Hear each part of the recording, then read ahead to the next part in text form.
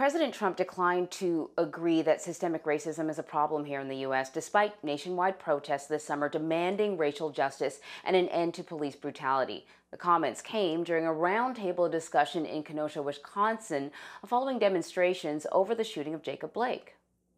Do you believe systemic racism is a problem in this country?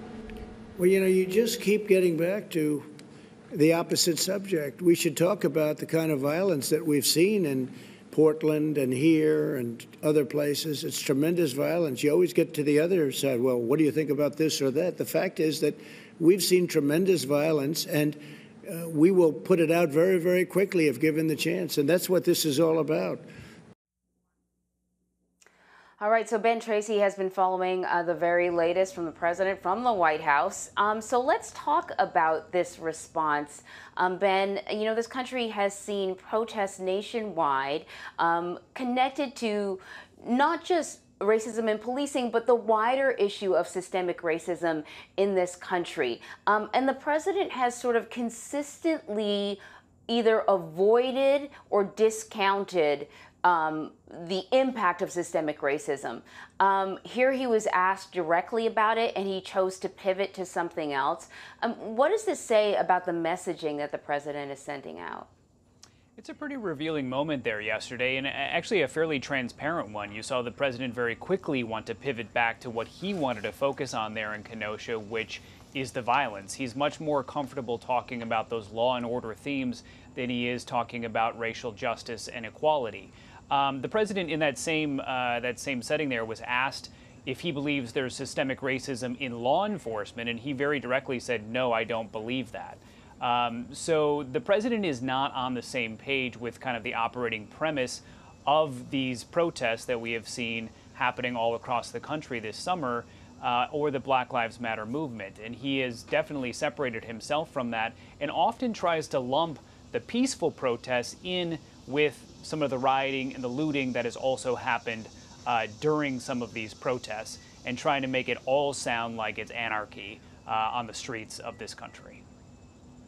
Yeah, the president also said that his administration will be giving $1 million to the Kenosha Police Force, $4 million to small businesses in the city to rebuild, and $42 million to the state of Wisconsin for public safety.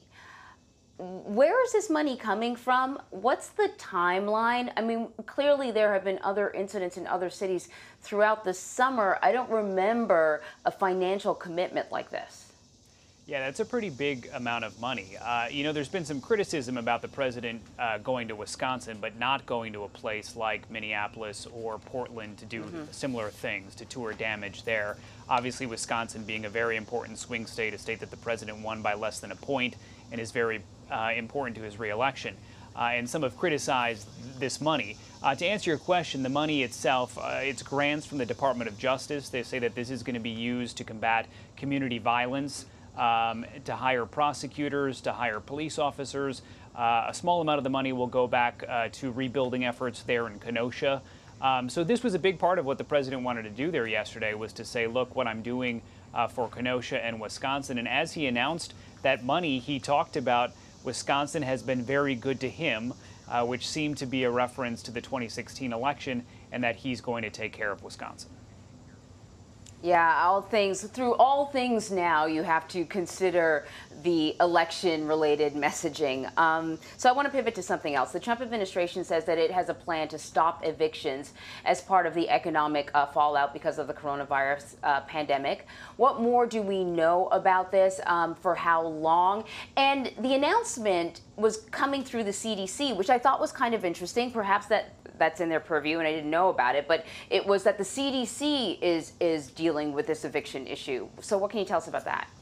Yeah, this is pretty extraordinary. I mean, there was an eviction moratorium in the last CARES Act, but that expired at the end of July. So there's been this real concern that we were going to see this just tidal wave of evictions around the country as people who have lost their jobs are unable to pay their rent. So the administration, through the CDC, is basically imposing this moratorium through the rest of the year. The reason it's coming through the CDC, which may at first seem a little strange, the reason is that they're saying that they need this eviction moratorium to slow the spread of coronavirus, because if you have a huge wave of people who get evicted, they're either going to end up in homeless shelters or they're going to end up in very crowded living situations. So the goal is to avoid that. Now, this doesn't mean any American can just stop paying their rent. This is for people who are making less than $100,000 a year. You have to show that you have financial hardship. You have to make an effort to at least pay some of your rent. If you were a joint filer, I guess you can make up to about $200,000 and still qualify for this. But this is something both Democrats and Republicans wanted to see in the next coronavirus aid bill, but negotiations on that are at pretty much a standstill. So this is the administration's effort to try to prevent this from becoming a real problem, especially before the election, but then until the end of the year. Yeah, well, you know what? There's a whole lot of people that are having a hard time. It's the beginning of the month. Don't know if they're going to be able to pay their rent. Another story for you. So we're learning a little bit more about the president's surprise visit to Walter Reed Medical Center last November.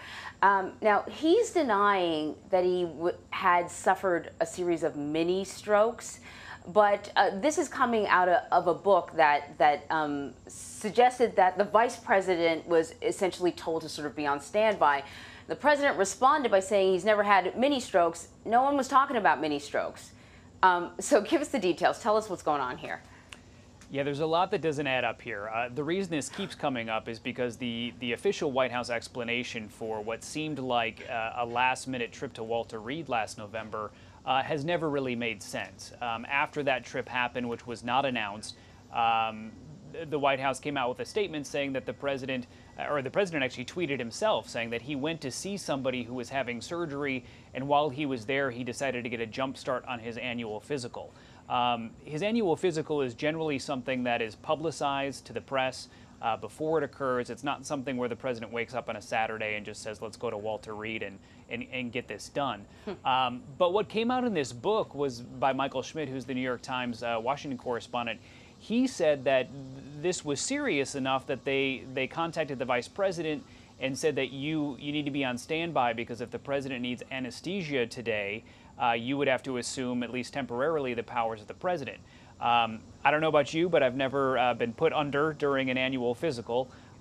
So if that reporting is true, it seems something more serious was happening that day. Now, Vice President Pence was asked about this in an interview last night, and notably, he kind of dodged this and talked around it and said that he doesn't really recall being asked to be put on standby, but that as vice president, you're always on standby. And then he said, if you want more information about this, you should ask the White House medical unit. So there are some things that just don't make sense. And then the president mentioned the whole issue of mini strokes, which that's not in the book. There's no explanation for his visit to Walter Reed in the book. So that was the president kind of bringing that up on his own. The White House has tried to explain that away by saying that he was really responding to Joe Lockhart, the former press secretary for President Clinton, who did on Twitter raise the issue yesterday of the president perhaps having a stroke, but never used the phrase a series of mini strokes. Okay, it's fascinating stuff. Ben, glad that we have you. Thank you. Thanks, Anne Marie.